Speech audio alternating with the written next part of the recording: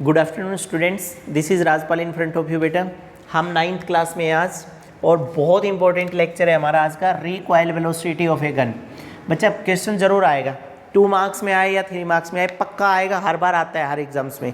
Recoil velocity of a gun. कुछ भी करने से पहले मैं आप लोगों से एक बात बोलूं, अगर आपको कुछ भी नहीं पता recoil velocity of a gun के बारे में, तो फिर भी अगर बात पूछी जाती है तो एटलीस्ट आप इतना कह सकते हैं, it is mainly due to the Newton's third law of motion.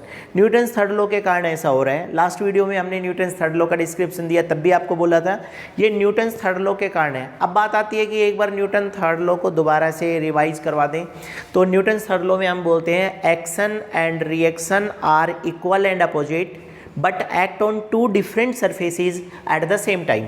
Action and reactions are equal and opposite but act on the two surfaces at the same time. जितना एक्शन होगा उतना ही रिएक्शन होगा, दो अलग अलग सरफेस पर एक साथ होगा, then that is the Newton's third law. आपको याद आ रहा होगा न्यूटन्स थर्ड लॉ में हमने बहुत अच्छा एक एग्जांपल किया था वॉकिंग, और बोला गया था Newton's third law is help us in walking.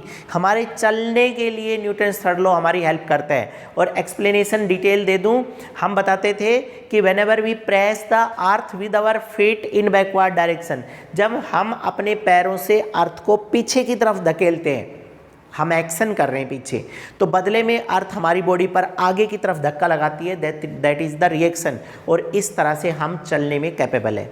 इसलिए गाइस लर्नर शूटर को एक ये भी क्वेश्चन बहुत आता है रीजनिंग में कि लर्नर शूटर, एनटीएससी में भी पूछा गया था पिछली बार, लर्नर शूटर को समझाया जाता है कि आप अपना हाथ बहुत टाइट करके या आप अपने हाथ के नीचे स्पोर्ट लगा करके फिर फायर करेंगे। कई बार आपने मूवी में भी देखा होगा, जो फायर करता है वो अपने हाथ को यहाँ से पकड़ लेता है, ऐसे ऐसे तड़ाक तड़ाक तड़ाक तड़ाक ऐसे गोलियां मारी जाती है।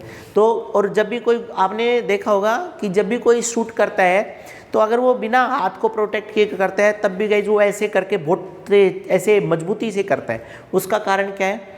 जो कल होस पाइप का केस था, लगभग उसी तरह का केस है। जब फायर ब्रिगेड का कर्मचारी होस पाइप को मजबूती से इसलिए पकड़ रहा था क्योंकि बहुत प्रेशर से पानी जब आगे जाता है तो होस पाइप पीछे खींचने की कोशिश करता है। इसी तरह से यहाँ पर है, whenever we start to fire a bullet, जैसे हम एक बुलेट को फायर करेंगे, जितनी तेज़ी से बुलेट गन को छोड़ करके आगे जाएगी, कुछ वेलोसिटी से गन भी पीछे की तरफ जाने की कोशिश करती है।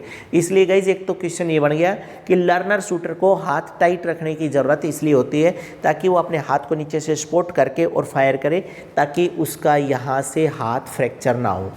जो बड़ी वाली गन है उसमें कंधे के नीचे लगा करके सपोर्ट और फिर फायर करते थे, वहाँ भी वो अपने हाथ को बहुत मजबूती से पकड़ करके रखते हैं। वहाँ पर भी रीज़न यही था कि जैसे ही बुलेट बैक फायर करेगी या बुलेट आगे जाएगी और गन बैक फायर करेगी, पीछे की तरफ मूव करेगी, अगर ढीली लगा ली, यहाँ पर लूज पैक है, तो हमारे कंधे को उतार देगी या फ्रैक्चर कर देगी शोल्डर के अंदर। इसलिए गन को बहुत मजबूती से पकड़ करके रखा जाता है।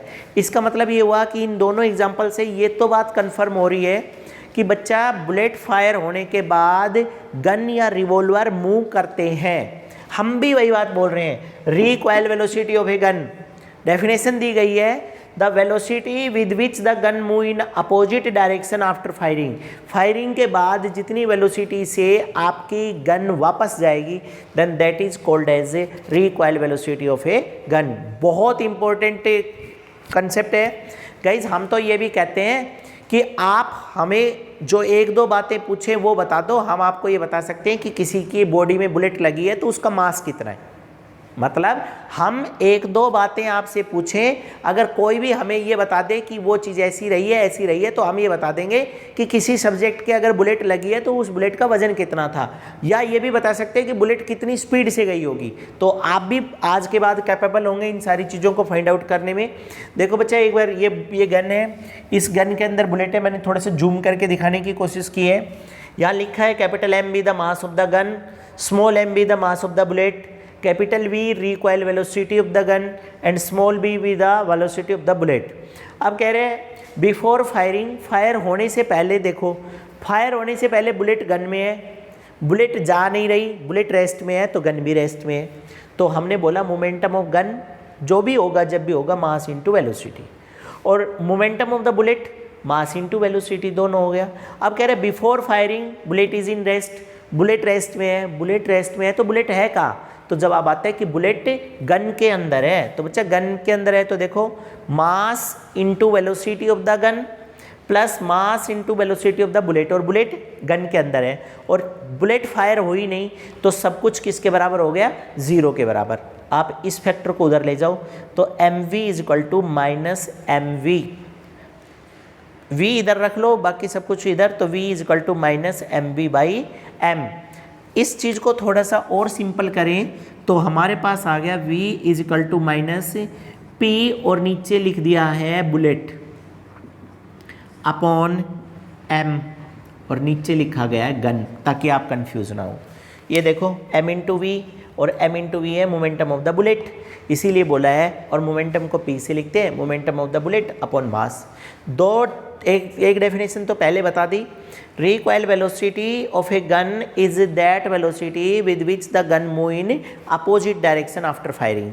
दूसरा हमारे पास एक आ गया कि रिकॉइल वेलोसिटी में आल्सो भी defined as it is the negative of ratio of product of mass and velocity of the bullet to mass of gun, या सिंपल शब्दों में बोले the recoil velocity is the negative of ratio of momentum of bullet to mass of gun, ऐसा निकल जाएगा। अब कभी कभी एक बात निकल करके आती है कि ये नेगेटिव साइन क्यों आ गया। हमने गाइज आपको कई बार बताया है, जिस डायरेक्शन में कोई चीज़ पहली बार चलती है वो मेन डायरेक्शन है, और जो भी उस डायरेक्शन से अपोजिट जाएगा वो सब क्या हो जाएंगे? नेगेटिव। हमने गन से बुलेट उधर फायर की तो बुलेट जिधर गई है अगर गन भी उसी डायरेक्शन में जाती तो पॉजिटिव, लेकिन बुलेट उधर गई है और गन अपोजिट में गई है, hence gun is taken in negative amount, इसलिए ये नेगेटिव साइन इस बात को बता रहा है। Negative sign will indicate that gun move in opposite direction after firing, firing के बाद वो अपोजिट डायरेक्शन में जाती है। This is all about there. ये सारी चीज़ें इसके बारे में। गाइज एक स्क्रीनशॉट ले लें और आप लोग कोशिश करें कि मैक्सिमम शेयर करें और सब्सक्राइब कर लें चैनल।